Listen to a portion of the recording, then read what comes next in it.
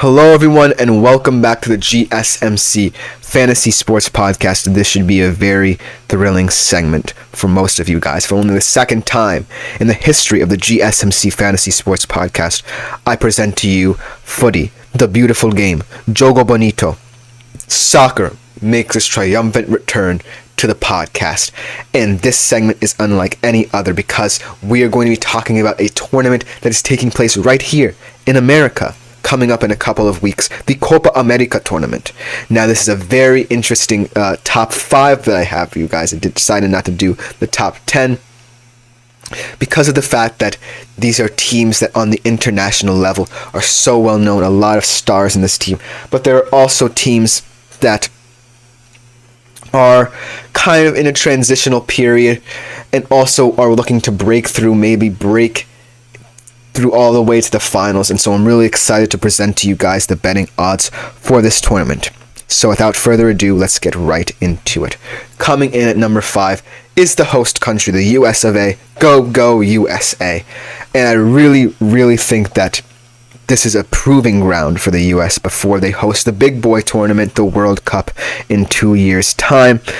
I really think that for Greg Berhalter's men, they really need to make at the very least a semi-finals run here to prepare for the World Cup, because they don't want to embarrass themselves on a bigger stage than the World Cup, because as the host nation, you really want to put your best foot forward, and this tournament this summer is going to be very vital to their growth. I think they do have the players now. Obviously, they bring in Folarin Balogun. A lot of people were thinking that he could have gone to France. He had the choice. He comes to the US and is a huge part of the reason why their striking position is now looking more solid than ever. They have guys like Christian Pulisic, Yunus Musa in their midfield, who I'm really excited about. Weston McKennie has been a stalwart. I think the main questions are going to be in their back line and their goaltending. Obviously, I really love what Matt Turner has done for the US, but is he that reliable of a goalkeeper? Obviously, we've seen that domestically. At the very least, he's not been as very good as we've seen him in a USA shirt. So look for that position to kind of be very volatile in terms of who Greg Berhalter chooses. But overall, I think the back line as well. Obviously, you have guys who play in the MLS. They don't necessarily have the international abroad experience. But a guy like Anthony Robinson could be the heartbeat of that back line. I really like what he has done in terms of playing abroad for Fulham.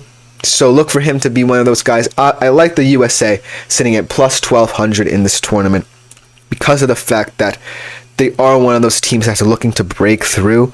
And so I kind of like them a little bit further down the list. Obviously, as the host country, they are looking to put their best foot forward. So I really do expect Greg Berhalter to go all out. I don't necessarily think he will overthink tactically either. I think he wants to maintain a solid setup that the US can build upon for years to come. Coming in at number 4 is another team that has a lot of question marks. A lot of people don't necessarily familiarize themselves with this team because they might not know some of the players here.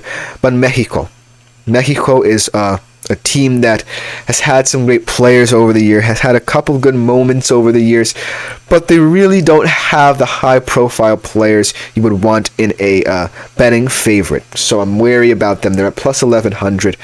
They are kind of in a transitional period, I would say. They do have guys like Huki Lozano, who has been doing it for quite some time. I still think Guillermo Ochoa is in goal for them.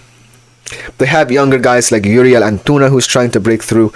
So Mexico is just going to be one of those weird teams who I do expect them to make it out of the group stage, obviously, because there are a couple weaker teams in this tournament, but Mexico, I don't expect to go as far as people think. I think they're a quarterfinal exit at best, and wishful thinking semifinals for me. I think that Mexico should not be as high as people think.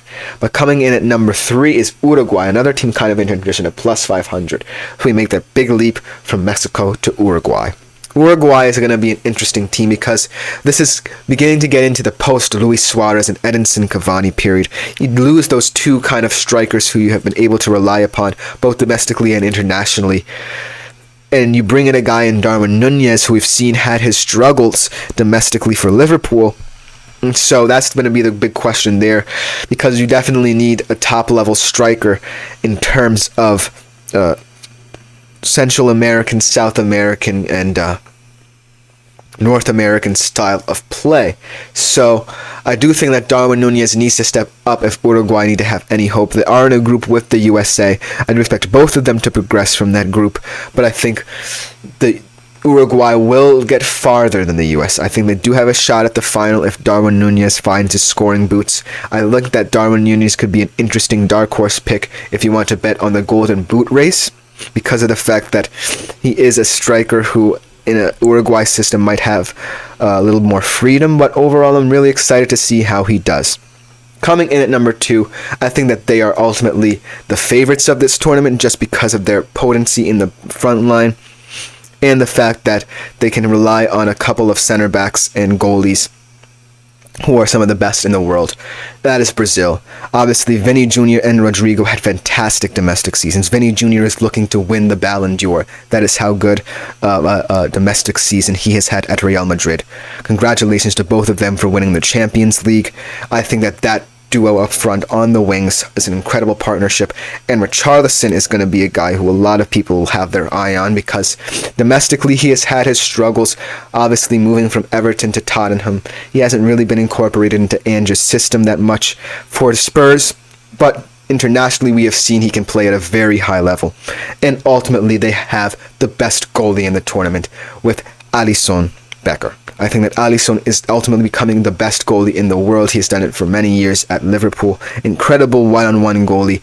Look for Alisson to have an incredible tournament.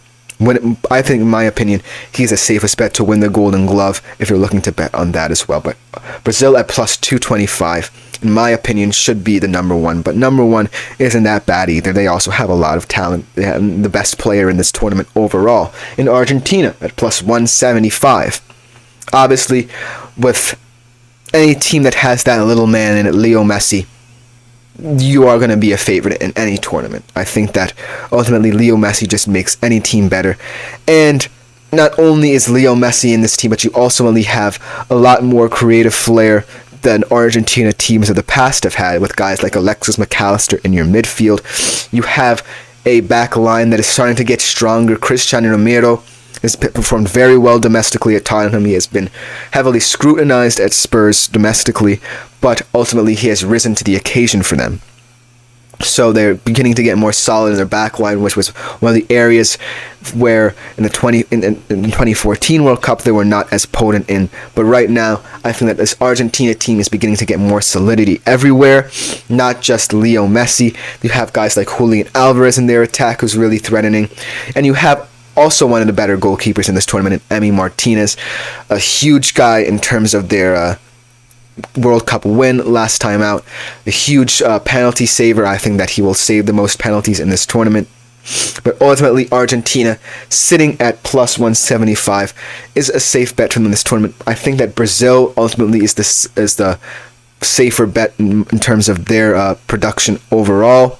But I think that Argentina can be one of those picks that you wouldn't regret making by the tournament's end. So I think this is a really well-rounded top 5 in terms of Copa America tournaments. I'm really excited for this tournament because it is taking place in America, and I'm really looking forward to see how the U.S. plays in this tournament as they look ahead to the World Cup in 26. But that should just about do it for this segment of today's show. Coming up in our final segment, I know this is kind of a repetitive, same old kind of deal here, but we're going to be looking again at the finals MVP and kind of the fantasy implications and kind of the implications for if these players win, what this means for their careers. So you should be very excited about what should be coming up next on this show. We'll be right back on the GSMC Fantasy Sports Podcast.